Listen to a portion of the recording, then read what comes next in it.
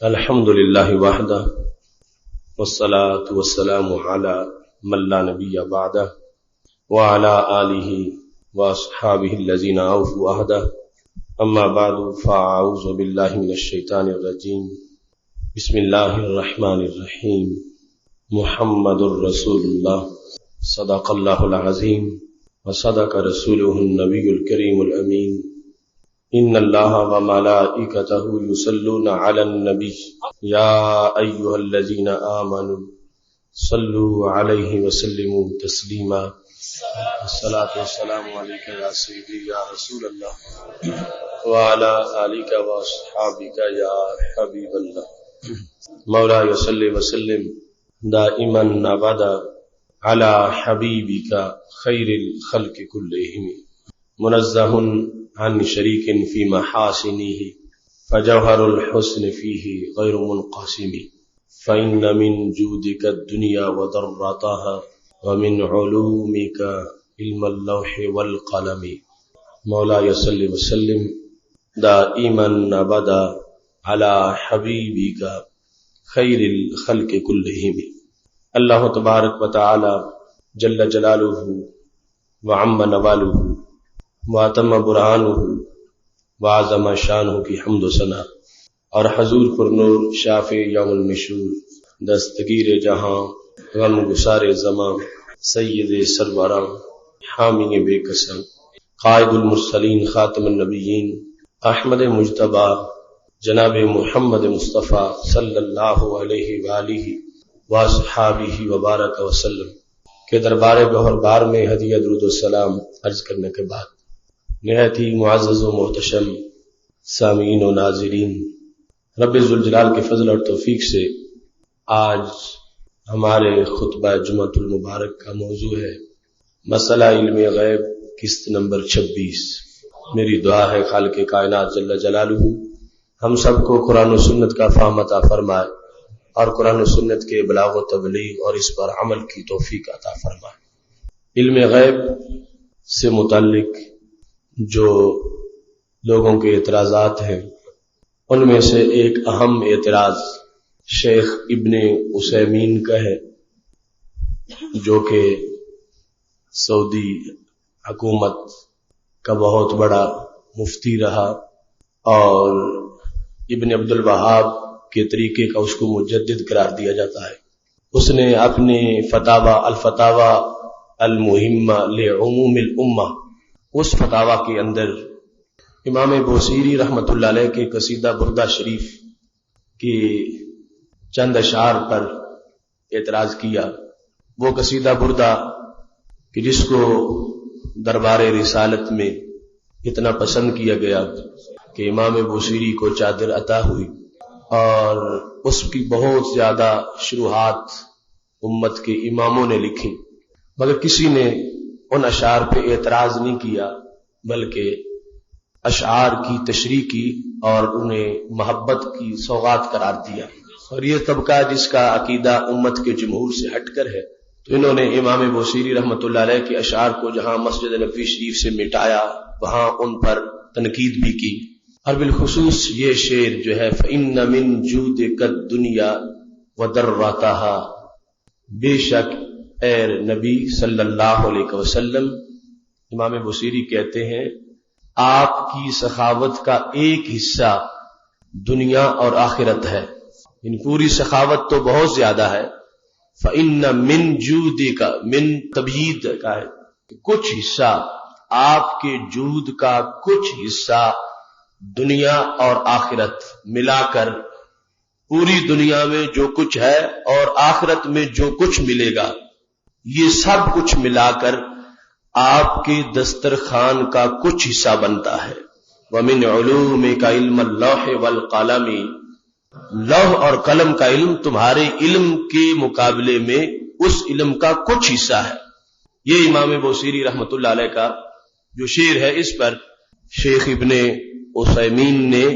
اپنے فتاوی کے اندر تنقید کرتے ہوئے وہی لفظ بولے جو کل پچھلے جمعہ میں نے آپ کے سامنے کہا تھا کہ ان لوگوں کے ہاں توحید کو بھی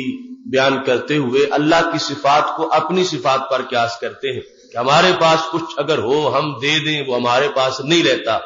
ایسے ہی رب بھی کسی کو کچھ اگر دے دے گا تو معاذ اللہ رب کے پاس بھی کچھ نہیں رہ جائے گا۔ اس فکر کی بنیاد پہ گمراہی آئی ہے، لہذا اس نے لکھا ہے اپنے فتاوی میں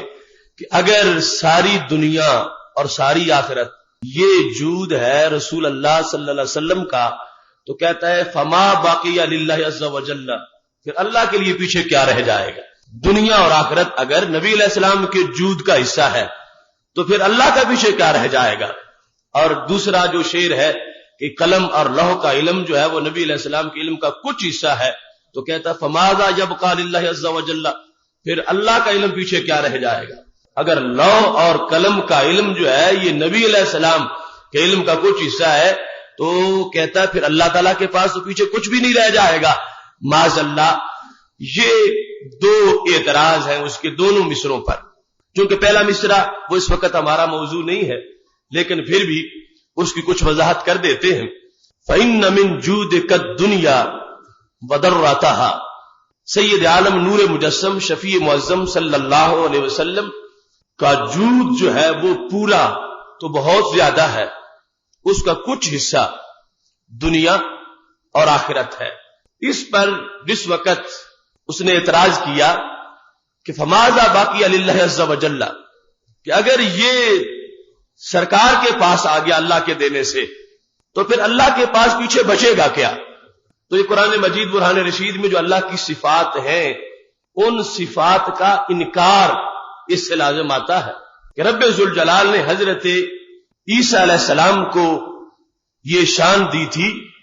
وہ کہتے تھے ابرئ الاکمہ والابرص واحیی الموتى باذن اللہ، کہ میں مریض کو صحیح کرتا ہوں، اندھے کو آنکھیں دیتا ہوں، مردے کو زندہ کرتا ہوں، کرتا اللہ کی اذن سے ہوں، اس نے مجھے یہ شان دی ہے۔ تو ابن عثیمین کی رائے کے مطابق جب رب ذوالجلال نے مردے زندہ کرنے والی شان عیسیٰ علیہ السلام کو دے دی جیسے کہ قرآن مجید میں ہے، تو ان کی رائے کے مطابق پھر اللہ اس صفت سے محروم ہو گیا، جبکہ میرا رب اس وقت بھی مردے زندہ کرتا تھا اور اس کی شان اس وقت بھی یہ تھی اور شان میں ایک ذرہ بھر بھی کمی نہیں آئی تھی، جبکہ رب ذوالجلال نے عیسیٰ علیہ السلام کو بھی یہ شان عطا فرمائی تھی۔ جب حضرت سلیمان علیہ السلام کو ہواؤں پہ اللہ نے راج دے دیا تھا تو اس فتاوی کے مطابق جو سعودیوں کا ہے یہ پتہ چلتا ہے کہ جب حضرت سلیمان علیہ السلام کو اللہ نے ہواؤں پہ حکومت دے دی تو پھر اللہ کے پاس پیچھے کیا بچا؟ لہذا اگر رب چاہتا ہواؤں کو چلانا تو معاذ اللہ ان کی رائے کے مطابق چلا نہیں سکتا تھا، جبکہ قرآن مجید اس بات کو واضح کر رہا ہے کہ حضرت عیسیٰ علیہ السلام یا حضرت سلیمان علیہ السلام کی ان صفتوں سے ان کا متصف ہو جانا اللہ کی اذن سے، اس کے بعد بھی رب ذوالجلال کے اختیار میں اتنا بھی فرق نہیں آیا جتنا سمندر میں سوئی ڈبونے سے پانی اس کے ساتھ لگتا ہے۔ اس کو سمجھنے کے لیے یہ حدیث سامنے رکھنی چاہیے جو مسلم شریف میں ہے، ابن ماجہ شریف میں ہے اور جامع ترمذی میں ہے۔ رب ذوالجلال یہ فرماتا ہے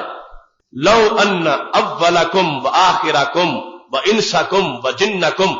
لقاموا فی صعید واحد ثم سالونی، فرمایا اگر تمہارا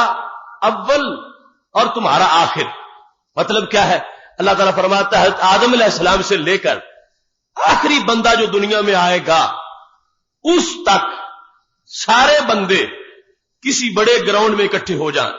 اور پھر فرمایا تمہارے جن بھی آ جائیں، انسان بھی آ جائیں، سارے کے سارے ایک جگہ اکٹھے ہو جائیں، اور پھر فرمایا ثم سالونی، پھر سارے ہی مجھ سے سوال کریں، اور سوال کا آگے حد نہیں رکھی، فرمایا سارے مجھ سے مانگے، کوئی مجھ سے ایک مانگے، کوئی مجھ سے 1000 مانگے، کوئی مجھ سے کروڑ مانگے، کوئی مجھ سے ارب مانگے، اول سے لے کر آخر تک سارے اکٹھے ہو کے مجھ سے مانگے، فآتیتہم، اور میں ان میں سے ایک کو بھی رد نہ کروں، سب کو دے دوں، سارے اکٹھے ہو کے مجھ سے مانگے، فرمایا ما ناکاسا من ملکی، اتنا دینے سے میرے ملک میں اتنی بھی کمی نہیں ہوگی، ما ينقص المخيط اذا ادخل البحر، فرمایا اتنی بھی کمی نہیں آئے گی جتنا سوئی کو سمندر میں ڈبونے سے اس کے ساتھ پانی لگتا ہے۔ رب ذوالجلال نے تو اپنی صفت یوں بیان کی ہے کہ میں اگر کسی کو دوں تو میرے پاس کمی نہیں آتی۔ وہ اور ذاتیں ہیں جو کسی کو کچھ دے دیں تو خود محروم ہو جاتی ہے، کسی کو دے دیں تو خود دینے کے لیے بچتا کچھ نہیں، کسی کو دے دیں تو خود کمی آ جاتی ہے۔ اب رب ذوالجلال نے جب یہ خود فرما دیا اور نبی علیہ السلام نے وضاحت کر دی صحیح مسلم میں کہ اگر اول سے لے کر آخر تک اب حساب لاؤ کتنے کروڑ انسان بنتے ہیں اور پھر کتنے کروڑ ارب جن بنتے ہیں، فرمایا سارے مجھ سے مانگے، اور مانگنے میں پھر کوئی قید نہیں لگائی کہ صرف مجھ سے ایک ایک چیز مانگے، فرمایا جو مانگے جتنا مانگے سارے مانگے اور میں کسی ایک کو بھی رد نہ کروں، سب کو میں عطا کروں۔ تو پھر بھی فرمایا یہ صورتحال ہے کہ میرے ملک میں، ملک کا لفظ استعمال کیا، میرے ملک میں اتنی بھی کمی نہیں آ سکتی جتنی کمی سمندر میں کے اندر اگر سوئی کو ڈبویا جائے تو اس کے نکے کے ساتھ جو پانی لگتا ہے، فرمایا یہ بھی ایک سمجھانے کے لیے ہے رب ذوالجلال کے دربار میں اتنی کمی بھی واقع نہیں ہوتی۔ اب اس رب کے بارے میں یہ کہنا کہ فماذا باقی للہ عز وجل، کہ اگر اب وہ جو لوگ ہیں اول سے لے کر آخر تک ان میں ایک ہمارے نبی علیہ السلام بھی ہے، اور رب ذوالجلال نے فرمایا وہ جو مانگے میں ان کو دے دوں، تو سرکار دنیا بھی مانگے اور آخرت بھی مانگے، اگرچہ رب نے پہلے دی ہوئی ہے بطور اس حدیث کے۔ اللہ فرماتا جو بھی اول سے آخر تک جتنے جن و انسان ہیں سارے آ جائیں، سارے مجھ سے مانگے، میں سب کو دے دوں، تو پھر بھی میرے ملک میں اتنی کمی نہیں ہو سکتی۔ یہ سمجھانے کے لیے کہا کہ یوں ہوگا جیسے سمندر میں سوئی کو ڈبویا جائے، اتنا معاملہ تمہارے سامنے ہوگا۔ اب نبی علیہ الصلوۃ والسلام اتنا مانگے رب دینے کا وعدہ کر دے تو سرکار خود فرما رہے ہیں اتنا کچھ بھی میرا رب جو مجھے دے دے گا تو اس سے رب کے ملک میں کوئی کمی واقع نہیں ہوگی۔ دوسرے لفظوں میں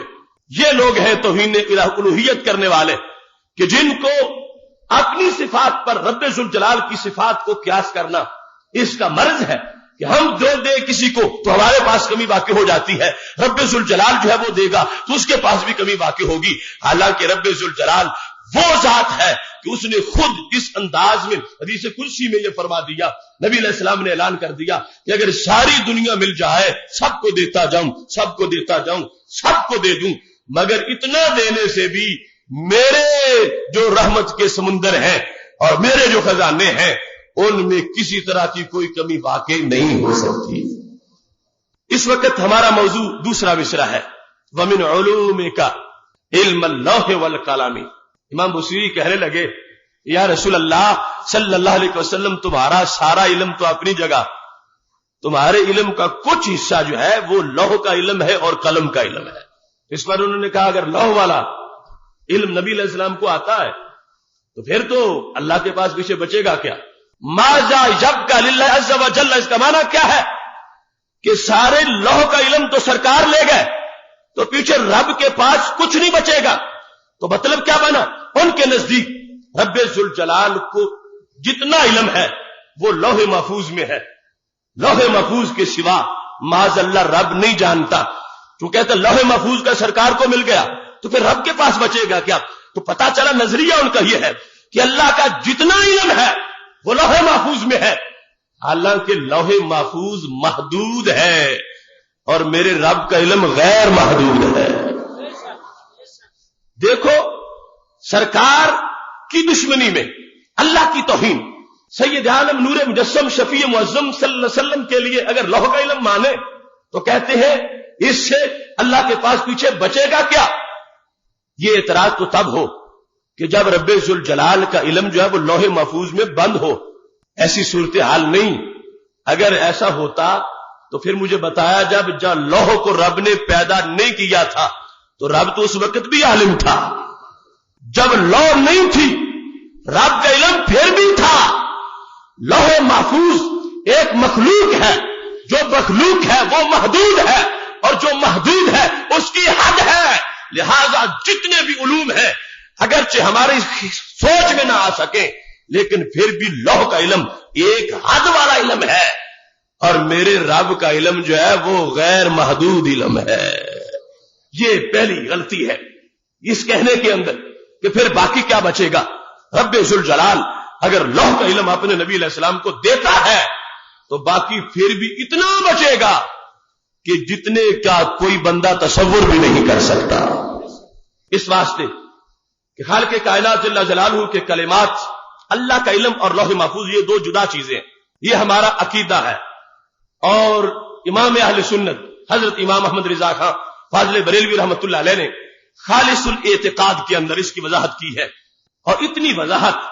ان کے اثر سے لے کر آج تک کسی نے نہیں کی، اور جتنی توحید اچھے طریقے سے انہوں نے بیان کی ہے اتنی کوئی کر نہیں سکا۔ یہ امام اہل سنت کا قول ہے، فرمایا ایک ذرے کا علم ذاتی طور پر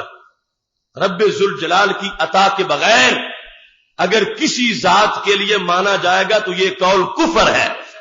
ایک ذرے کا علم ذاتی طور پر رب کے سوا کسی کے لیے مانا جائے تو یہ کہنے لگے ضروریات دین میں سے ہے، اس کا جو انکار کرے گا کافر ہو جائے گا۔ ایک ذرے کا علم بھی ذاتی طور پر وہ رب ذوالجلال کی عطا کے بغیر کسی کے لیے ماننے کو تیار نہیں ہے۔ اور دوسری طرف لوگوں نے شیطان کے قصیدے لکھے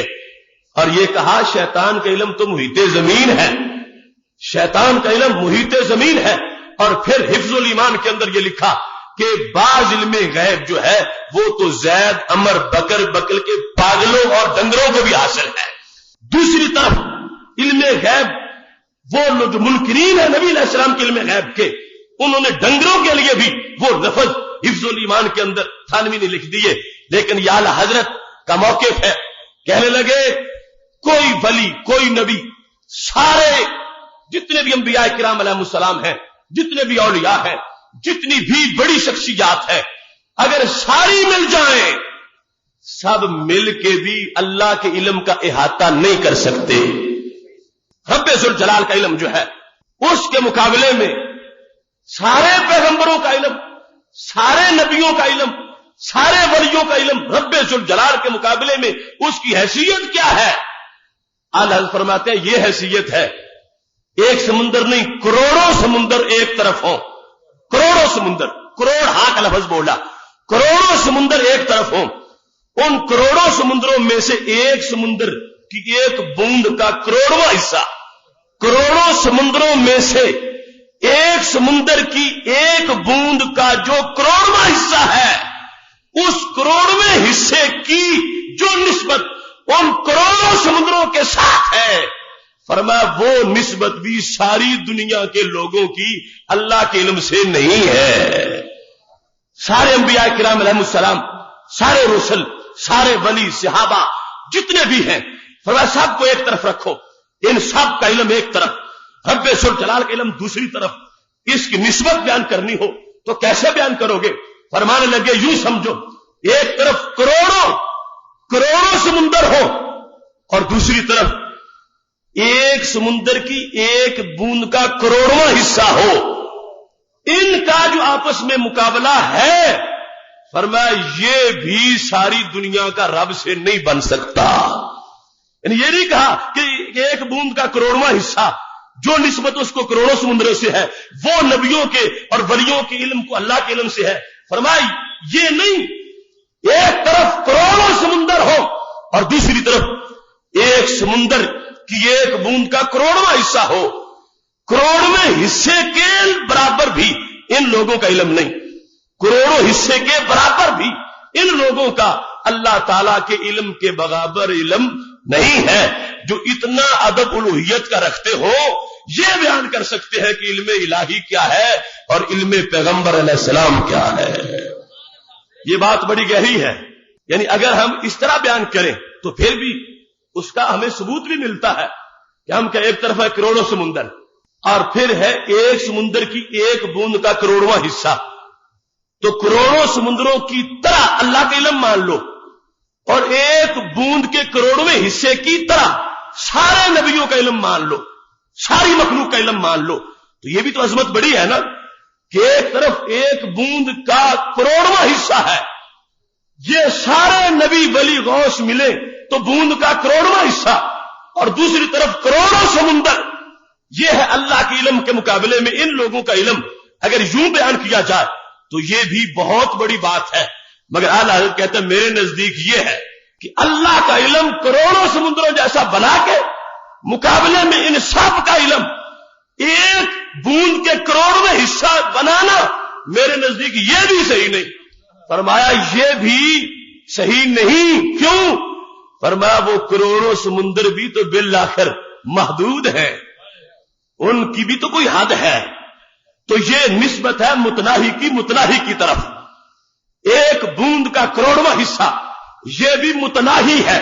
کروڑوں سمندر بھی متناہی ہے. تو یہ ہے متناہی کا متناہی سے مقابلہ، متناہی کی متناہی سے نسبت. جبکہ رب ذوالجلال کا علم متناہی نہیں، وہ تو غیر متناہی ہے. لہذا یوں کہنا پڑے گا ایک طرف کروڑوں سمندر ہو اور دوسری طرف ایک سمندر کی ایک بوند کا کروڑواں حصہ ہو،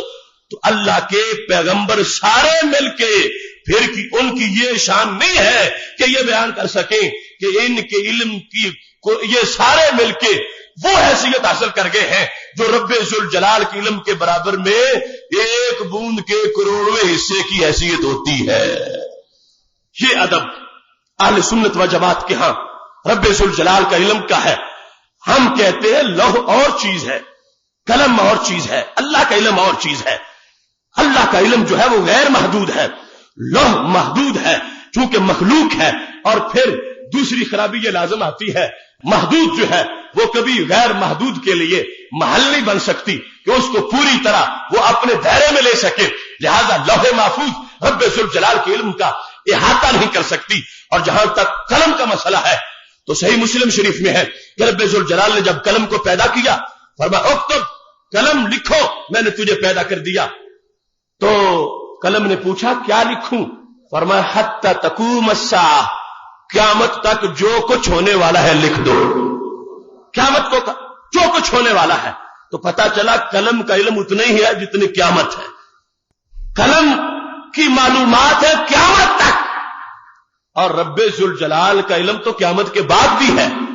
حتی تقوم الساعہ سے پتا چل گیا کہ قلم کا جو علم ہے اس کی حد ہے قیامت تک، اور رب ذوالجلال کا علم اس سے بھی آگے ہے. لہذا لوح قلم کے علم میں اللہ کا علم بند نہیں ہے، رب ذوالجلال کا علم تو اس سے بھی کہیں زیادہ ہے. اور اب ان من جودک الدنیا وضراتها ومن علومک علم اللوح والقلم، اس کو سمجھنے کے لیے یہ آیات بھی تو سامنے رکھو کہ رب ذوالجلال ارشاد فرماتا ہے جس وقت اپنے کلمات کو کل لو کان البحر مدادا لکلمات ربی لنفد البحر قبل ان تنفد کلمات ربی ولو جئنا بمثله مدادا. فرمایا اللہ کے کلمات کو لکھنے کے لیے اگر سمندر کو سیاہی بنایا جائے تو کیا ہوگا؟ فرمایا سمندر ختم ہو جائے گا اور اللہ کے کلمات ختم نہیں ہوں گے. ولو جئنا بمثله مدادا، فرمایا اگرچہ اس کی مدد کے لیے اور سمندر اٹھا کے لے آؤ پھر بھی سمندر ختم، اللہ کے کلمے ختم نہیں ہوں گے. پھر اور سمندر لے آؤ، سمندر ختم، اللہ کے کلمے ختم نہیں ہوں گے. پھر اور سمندر لے آؤ، سمندر ختم، اللہ کے کلمے ختم نہیں ہوں گے. تو پتا چلا کہ رب ذوالجلال کا علم غیر محدود ہے اور اسے کسی حد کے اندر بند نہیں کیا جا سکتا. پھر خالق کائنات فرماتا ہے وما اوتیتم من العلم الا قلیلا، تمہیں علم دیا گیا صرف تھوڑا سا. الا قلیلا، یہ خطاب ہے رب ذوالجلال کا اس وقت بھی کہ جب مکہ شریف میں صرف 17 بندے پڑے ہوئے تھے، اور یہ خطاب تھا اس وقت بھی جب یہ عرب کی سرزمین علم کا گہوارہ بن چکی تھی. یہ خطاب اس وقت بھی تھا جس وقت آگے تبویب اور تدوین کا کام ہو رہا تھا. امت میں فقہ اجتہاد کے دریا بہ رہے تھے، کتابیں لکھی جا رہی تھی. یہ خطاب اس وقت بھی تھا جس وقت انسان چلتے چلتے تحقیقات کے دروازے کھول کر پوری دنیا کے اسرار و رموز بیان کرتے ہوئے سائنس کے آفاق پہ چھا گیا. آج بھی رب ذوالجلال کا قرآن کہتا ہے تمہیں جو بھی ملا، جتنا بھی ملا، اور قیامت تک بندے جتنا بھی پڑھ جائیں گے، اللہ فرماتا الا قلیلا،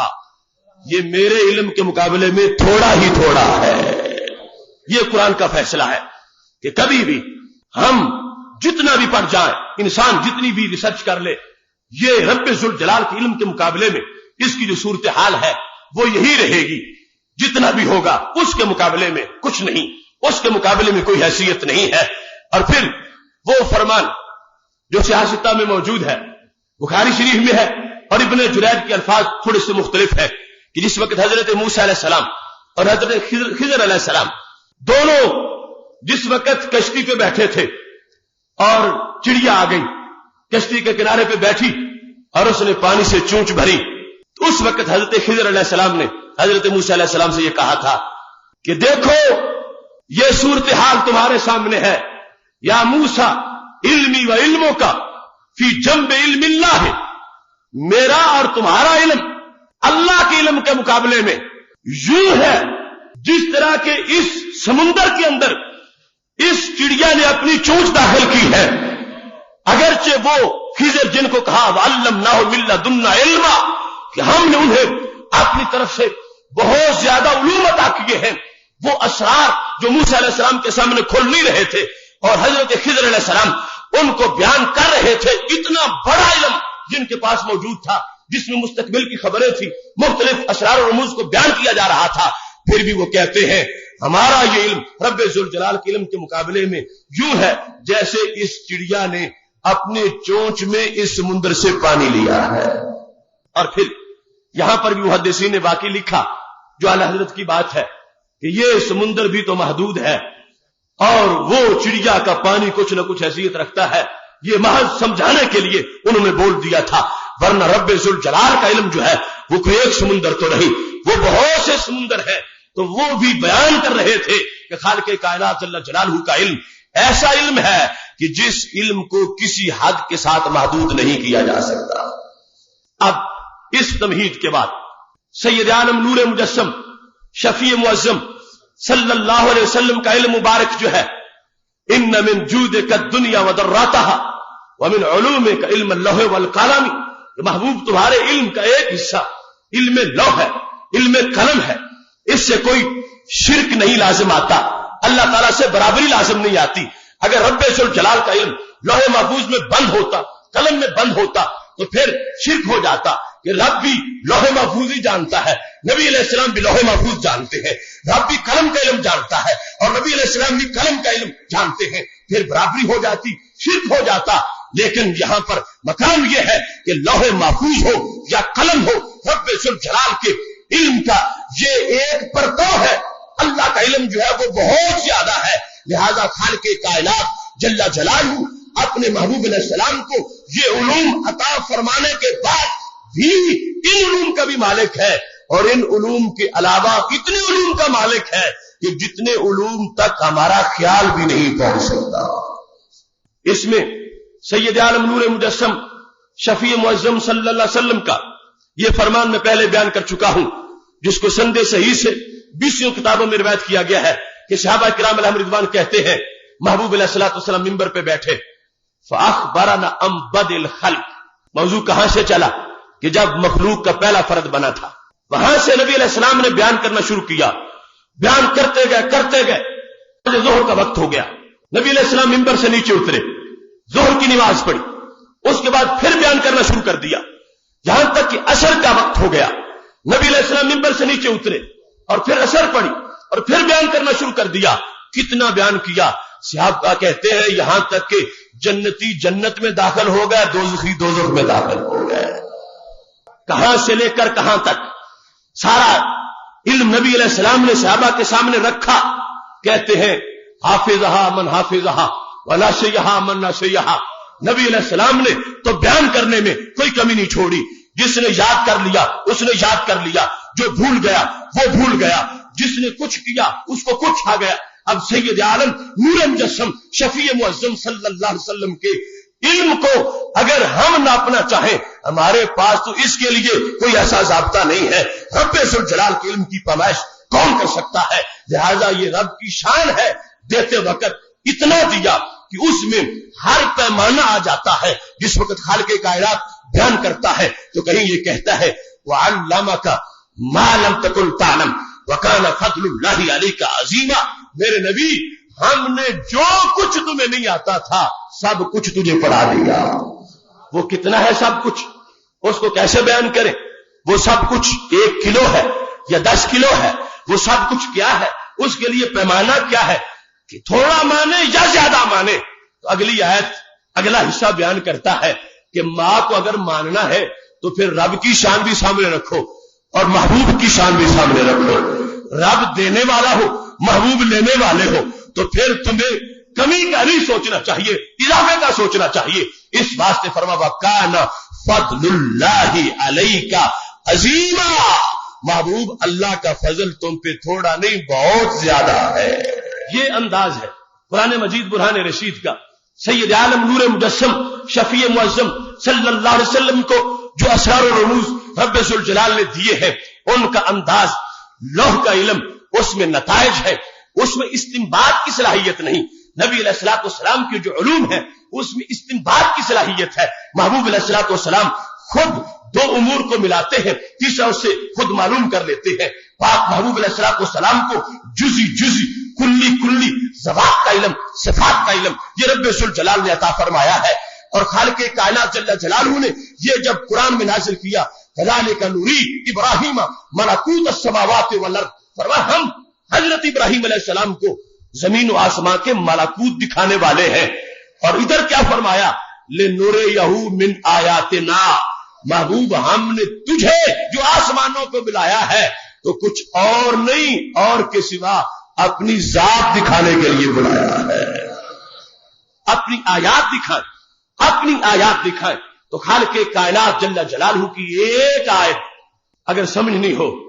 تو پھر اس کا ترجمہ لوح سے بھی کیا جا سکتا ہے، اس کا ترجمہ قلم سے کیا جا سکتا ہے۔ ہم تجھے اپنی آیات دکھائیں۔ اللہ کی آیت ہے لوح، اللہ کی آیت ہے قلم۔ رب ذوالجلال نے بلایا ہے نبی علیہ السلام کو، وہ دکھایا ہے، اگرچہ فرش پہ بیٹھ کر اب تک دیکھنے والے ہیں، مگر یہ خاص انداز تھا رب ذوالجلال کی عطا کا۔ اور پڑھنے والے ایسے ہیں سنقرئک کا فلا تنسى الا ما شاء اللہ، فرمایا یہ وہ ہے ہم تجھے پڑھائیں گے تم بھولو گے نہیں مگر جو رب چاہے گا، لہذا رب ذوالجلال کے دینے میں کوئی کمی نہیں، نبی علیہ السلام کے لینے میں کوئی کمی نہیں۔ اور دوسرا جو مقام ہے اس میں بھی یہی عموم رکھا، فرمایا فاوحى الى عبده ما اوحى، وحی کی اللہ نے اپنے عبد کی طرف جو رب نے چاہا، جو وحی کرنا چاہی۔ اب رب ذوالجلال کی چاہت جو ہے، رب ذوالجلال کی چاہت، اس کی ہم تو پیمائش نہیں کر سکتے کہ خالق کائنات جل جلالہ نے کیا چاہا۔ جس پیغمبر کی نبوت کا دائرہ محدود ہے، ان کے دلائل بھی محدود ہے، اور جن کی نبوت کا دروازہ جو ہے وہ قیامت تک کا ہے، ان کے دلائل بھی اسی طرح کے ہیں۔ اب حضرت نوح علیہ السلام تبلیغ کرتے ہیں 950 سال اور چند لوگ کلمہ پڑھتے ہیں، اور ہمارے محبوب علیہ السلام 23 سال تبلیغ کرتے ہیں، تو دور دور تک، کونے کونے تک دنیا کی روشنی پہنچتی ہے۔ تو آخر اس کا کوئی سبب ہے، اس کے پیچھے کوئی بیس ہے، تو وہ کیا صورتحال ہے کہ حضرت نوح علیہ السلام جس وقت راز توحید کو بیان کرتے ہیں وہ اپنے علم کی روشنی میں بیان کرتے ہیں، اور ہمارے نبی علیہ السلام جب راز توحید کو بیان کرتے ہیں تو اپنے علم کی روشنی میں بیان کرتے ہیں۔ جتنا مطالعہ وسیع ہوگا اتنا بیان توحید زبردست ہوگا، جتنا مطالعہ جو ہے وہ کھلا ہوگا اتنا بیان توحید اسی انداز کا ہوگا۔ حضرت نوح علیہ السلام نے اپنے زمانے کے اسرار و رموز ان لوگوں کے سامنے رکھے، اور ہمارے نبی علیہ السلام کا کلمہ چونکہ قیامت تک کے لوگوں نے پڑھنا تھا، لہذا قیامت تک کے اسرار و رموز کو جاننا یہ ہمارے نبی علیہ السلام کی نبوت کا حصہ ہے۔ اگر پیغمبر ایسے ہوتے کہ جن کی نبوت 10 سال کے بعد ایکسپائر ہو جانی تھی اور پھر نبی نئے آنے تھے، تو پھر تو ان کے لیے مشاہدہ بھی 10 سال کا چاہیے تھا، اور جن کی نبوت دائمی ہے، یعنی لوگوں کے لیے قابل عمل ہونے کے لحاظ سے، ویسے تو جو بھی نبی بنتا ہے نبوت پھر چھینی نہیں جاتی، لیکن زمانہ گزر جاتا ہے۔ ہمارے نبی علیہ السلام کی نبوت جو پریکٹیکل کے طور پر دائمی ہے سارے لوگوں کے لیے قیامت تک، تو اس کے لیے ماننا پڑے گا کہ قیامت تک جو حالات آنے تھے، قیامت تک کے لیے جو دلائل بننے تھے، قیامت تک کے لیے جو علوم کھلنے تھے، اور قیامت تک جو ایجادات ہونی تھی، اور قیامت تک کے لیے جو لوگوں کے مسائل تھے اور قیامت تک کے لیے جو لوگوں کے مسائل کا حل تھا، رب ذوالجلال نے سب کچھ سمیٹ کے اپنے محبوب کے سینے میں اتار دیا ہے۔ اس واسطے ختم نبوت کا یہ مفہوم ہمارے لیے اس بات کو واضح کرتا ہے کہ باقی انبیاء کرام علیہ السلام کی علوم جو ہے ان کا انداز اور ہے، اور ہمارے نبی علیہ الصلوۃ والسلام کی علوم کا انداز اور ہے۔ اس واسطے لوح کا علم بھی آپ کی ذات کے لیے مانا گیا اور قلم کا علم بھی مانا گیا، برابری بھی نہیں اور استقلال بھی نہیں۔ ذاتی طور پر تو ہم کہتے ہیں کوئی ذرے کا علم بھی نہیں جان سکتا، اور ذرے کا علم ذاتی طور پر رب کے سوا اگر کوئی جاننے کا عقیدہ کرتا ہے کسی کے لیے تو کفر کرتا ہے۔ ہاں یہ میرے رب کی عطا ہے، وہ اپنی عطا سے اتنا دے دیتا ہے کہ جس علم کو ہم جیسے لوگ ترازو میں توڑ نہیں سکتے۔ سید عالم نور مجسم شفیع معظم صلی اللہ علیہ وسلم کے انہی علوم کا تو وہ بیان ہے۔ جب محبوب علیہ السلام کا وصال ہو گیا تھا تو حضرت ابو ذر غفاری رضی اللہ تعالیٰ عنہ بیٹھے ہیں، ابن کثیر نے اس کو لکھا ہے، صحابہ کا مجمع ہے۔ اب سرکار کے چلے جانے کا جو ان کو افسوس ہے اور غم ہے اس کو بیان کرتے ہیں تو مختلف حوالوں سے ایک حوالہ یہ تھا، کہنے لگے تارکنا رسول اللہ صلی اللہ علیہ وسلم وما طائر یقلب جناحیہ فی الہوا الا وہو یذکر لنا علما منہ۔ لوگوں ہمیں وہ نبی چھوڑ کے دنیا سے چلے گئے، اگر کائنات کے کسی کونے میں کوئی پرندہ اڑنے کے لیے پر بھی کھولتا تھا تو ہمارے نبی علیہ السلام اس کی بھی خبر دے دیتے تھے۔ ما اور الا دونوں لفظ استعمال کیے جو حصر کے لیے، ما طائر کوئی ایسا پرندہ نہیں پوری دنیا پر کہ جس نے اڑنے کے لیے پر کھولنے ہو اور سرکار نے خبر دینا چاہیے تو دے نہ سکے ہو، ایسا نہیں ہے۔ اس سے بیان کرنا کیا مقصود ہے کہ بڑے بڑے واقعات تو بڑے بڑے واقعات رہ گئے، حادثات تو اپنی جگہ رہ گئے، یہ چھوٹا سا واقعہ ہے، چھوٹا سا کام ہے، نبی علیہ السلام کی نگاہ سے یہ بھی چھپا ہوا نہیں ہے۔ اور دور دور تک کائنات میں جو پرندے کی اڑان کو دیکھ رہے ہیں تو وہ اپنے امتی کے ایمان کو بھی دیکھ رہے ہیں۔ پرندہ اڑتا اگر ان کے سامنے ہے تو ان کو پیار اپنے عاشق سے جو ہے اتنا پیار اس پرندے سے تو نہیں ہے۔ ٹھیک ہے امت کا فرق وہ بھی ہے، مگر یہ تو خیر امت ہے، لہذا صحابہ کرام علیہم رضوان نبی علیہ السلام کی اس بینائی پر گواہی دے رہے ہیں کہ اگر کوئی پرندہ اڑنے کے لیے پر بھی کھولتا تھا، ہمارے نبی علیہ السلام کو اتنا رب نے علم دیا ہوا تھا، آپ ہمیں اس کی خبر بھی عطا کروا دیتے تھے۔ اس واسطے اگر کوئی گن کے شعبہ جات بنانا چاہے، میری یہ رائے ہے علم کو گننا تو بڑی دور کی بات ہے، سرکار کے علم کے جو شعبہ جات ہیں ان کو بھی کوئی گن نہیں سکتا کہ وہ علم کی کتنے فیکلٹیز بنائی جائیں۔ ایک ہے چیونٹیوں کے بارے میں علم، ایک ہے چڑیوں کے بارے میں علم، ایک ہے ہرنیوں کے بارے میں علم، ایک ہے پہاڑوں کے بارے میں علم، ایک ہے درختوں کے پتوں کے بارے میں علم، ایک ہے سمندر کے قطروں کے بارے میں علم، ایک ہے سمندر کی تہ میں لیٹی مچھلیوں کے بارے میں علم، ایک ہے فضا کے جگنوں کا علم، ایک ہے آسمان کے ستاروں کا علم، ایک ہے کائنات کے ذرے ذرے کا علم، ایک ہے آسمان کے چپے چپے کا علم۔ بناؤ گے تو کتنی قسمیں بناؤ گے، ہمیں ان قسموں کے مخلوقات کے نام نہیں آتے جن مخلوقات کے علم سرکار کے سینے میں موجود ہے۔ لہذا عافیت اسی میں ہے کہ بندہ سر تسلیم خم کر لے۔ جب وہ ذکر ہو رہا تھا نا نبی علیہ السلام کے عرش کی طرف جانے کا، عقل بار بار پوچھتی تھی گئے تو کیسے گئے، بیٹھے یا کھڑے رہے، سوئے یا جاگتے رہے، دیکھ کر بیٹھ گئے یا چلتے پھرتے رہے۔ تو اعلی حضرت کو یہ خیال آ گیا، کہنے لگے خرد سے کہہ دو کہ سر جھکا لے،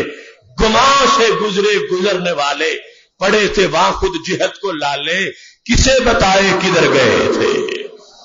عافیت اسی میں ہے کہ تولنے کی کوشش نہ کرو، ناپنے کی کوشش نہ کرو، ورنہ ایک سیکشن لے لو نبی علیہ السلام کی علوم کا، ایک سیکشن زندگی بھر اس کی فہرست نہیں بیان کر سکو گے، آگے کس میں بیان کرنی تو بڑی دور کی بات ہے۔ یہ تو ماننا پڑے گا، آیات سے ثابت ہے اور احادیث سے ثابت ہے کہ سید عالم نور مجسم شفیع معظم صلی اللہ علیہ وسلم جس وقت سرکار دو عالم وسلم آئے ہیں، ابو داؤد شریف کی حدیث میں ہے، ایک حویلی میں بیٹھے تھے، اونٹ لوگوں کو اس طرح چھیلتا ہوا درمیان سے آ گیا اور بکھرا ہوا اونٹ تھا، آ گیا، کسی سے پکڑا نہیں جاتا تھا اور سب کو گھورتا تھا۔ لیکن سرکار کے قدموں پہ آ کے سر رکھا اور سرکار بیٹھے ہوئے تو گود میں سر داخل کرتا تھا. یہ ایک علیحدہ معاملہ ہے اونٹ کا. اور آنکھوں میں آنسو تھے. اتنے میں پیچھے دوڑتا ہوا ایک بندہ آ گیا کہ یا رسول اللہ صلی اللہ علیہ وسلم یہ فلاں بندے کا اونٹ ہے اور وہ اس کو ذبح کرنے لگا تھا تو یہ چھری کے نیچے سے بھاگ کے آ گیا ہے. وہ بندہ تو منتظر ہے, ہمیں اس نے پکڑنے کے لیے بھیجا ہے. تو محبوب کہنے لگے اب اگرچہ سارے اونٹ ذبح کرنے جائز ہیں مگر یہ میری گود میں آیا ہے, اسے چھری کے نیچے نہیں جانے دوں گا. اب نبی علیہ الصلوۃ والسلام سے اس نے جو باتیں کی نبی علیہ السلام نے ترجمہ کر کے بتایا. سرکار دو عالم نور مجسم شفیع معظم صلی اللہ علیہ وسلم نے فرمایا تیرے آنے سے پہلے یہ مجھے بتا چکا ہے کہ میرا مالک مجھے ذبح کرنا چاہتا تھا اور میں دوڑ کے آ گیا ہوں اور میں آپ کی پناہ میں آیا ہوں. فرمایا اسے یہ بھی پتا ہے میں اس کا نبی ہوں اور اسے یہ بھی پتا ہے مشکل آئے تو نبی ٹال سکتے ہیں. اونٹوں کے بارے میں صرف یہ آپ سوچ لیں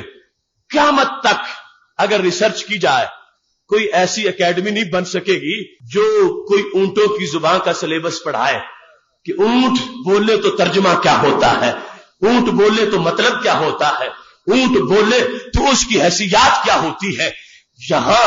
ہر مخلوق آتی ہے, ہر مخلوق کو حصہ ملتا ہے. تو لہذا یہاں تو شرق سے لے کر غرب تک دفتر بنا ہے تو شعبہ جات کا دفتر نہیں ملے گا اور ان کی جو تفصیلات ہیں وہ دفتر کیسے بن سکے گا. رب ذوالجلال نے سید عالم نور مجسم شفیع معظم صلی اللہ علیہ وسلم کو اس جہت کے جو علوم عطا فرمائے ہیں تو اس واسطے یہ کوئی بعید نہیں ہے جو امام بصری نے کہا من علوم کا علم اللوح والقلم کہ محبوب تمہارے سارے علم کی بات نہیں کرتا, سارا تو بہت زیادہ ہے. اس علم کا ایک شعبہ لوح ہے اور قلم ہے, باقی وہ علوم ہے جن کی حد اپنی طرف سے ہمارے پاس کوئی نہیں. بحیثیت ابد وہ علم ہے آپ کا محبوب, لیکن ہم اپنی طرف سے توڑنا چاہیں تو ہمارے پاس کوئی ایسا زاویہ نہیں, کوئی پیمانہ نہیں. اس واسطے کہ رب دینے والا ہے اور اس کے محبوب لینے والے ہیں. میری دعا ہے خالق کائنات جل جلالہ ہمیں اس فکر کو آگے پہنچانے کی توفیق عطا فرمائے. وآخر دعوانا الحمد للہ رب العالمین.